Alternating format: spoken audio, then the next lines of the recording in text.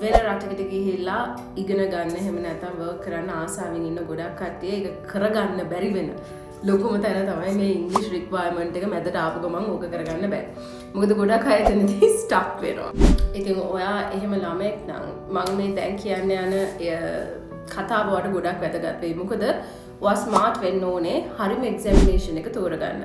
මට available exams වලින් මට මොකද්ද හොඳම exam එක මේක කරගන්න එක පාරින් පාස් වෙන්න. මෙන්න මේ question එකට තමයි මම උත්තර දෙන්න යන්නේ.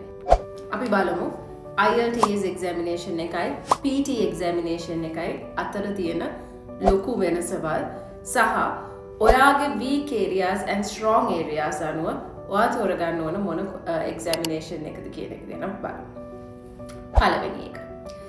IELTS examination එකේ 4 communicative skills ඔයාගේ check කරනවා. Speaking, listening, reading and writing components. මේ examination එක දැන් ලංකාව ඇතුළේ තියෙන computer based examination එක විතරයි. මේ examination එක කරනකොට human marking තියෙනවා. ඔයාගේ speaking component එක, writing component එක human marking එකකින් තමයි යන්නේ.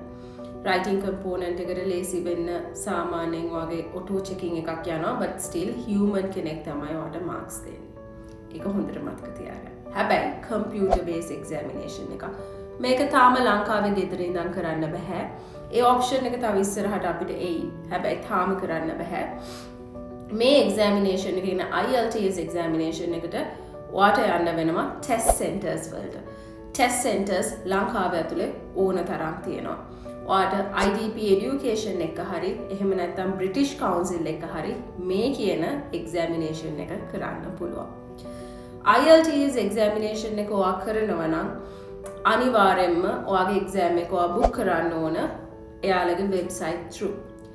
ඔයාට ඒවට agents ලා ඉන්න පුළුවන්. ඒ කියන්නේ authorized agents ලා issue එකක් නැහැ. එයාලගෙන් හරි ඔයාලට පුළුවන් ඒ examinations booking කරන්න. අපි දැන් කතා කරමු PT examination එක comparing to this. PT examination එක ඔයාගේ 4 communicative skills check කරනවා. එයා speaking, writing, reading and listening කියන ටික ඔයාගෙන් check කරනවා. මේ examination එකට ඔයාට ගෙදර ඉඳන් කරන්න බෑ. ඔයා යන්න ඕන test centers වලට.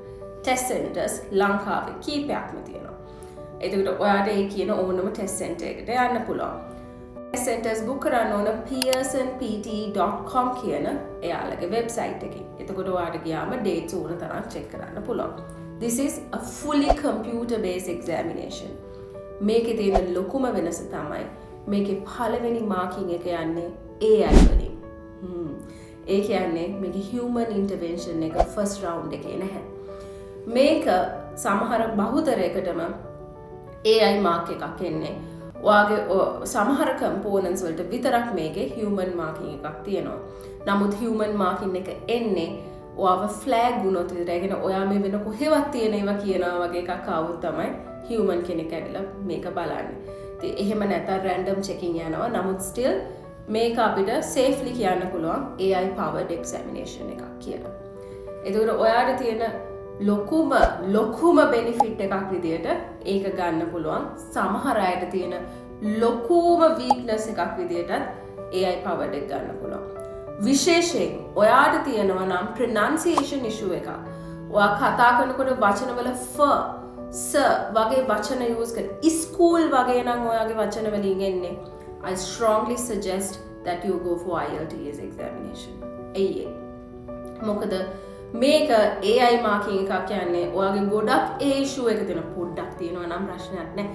හැබැයි ගොඩක් ඒ issue එක තියෙන ළමෙක් නම් PT තෝරගන්නවා කියන්නේ ඔයාගේ speaking component එකේ ලොකු mark එකකට ඔයාට යන්න බෑ. 65 එහෙම යන්න අමාරුයි. මොකද ඔයාගේ pronunciation එක එයා catch කරන්නෙම නැති නිසා. වචන භාගයට කියනකොට ඒ කියන්නේ sound එක හරියට AIනේ. හරිද? එතකොට ඒක හරියට capture වෙන්නේ නැහැ. So make sure when you're choosing you properly see whether you can score in IELTS or PT. මොකද මේක AI, මේක human. විනාඩි 5ක් ගියා. දෙවෙනි වීඩියෝ එක බලන්න මම කතා කරනවා speaking component එක IELTS and PT කොහොමද වෙනස් වෙන්නේ සහ ඔයා හිතන්න ඕන විදිය ගැන.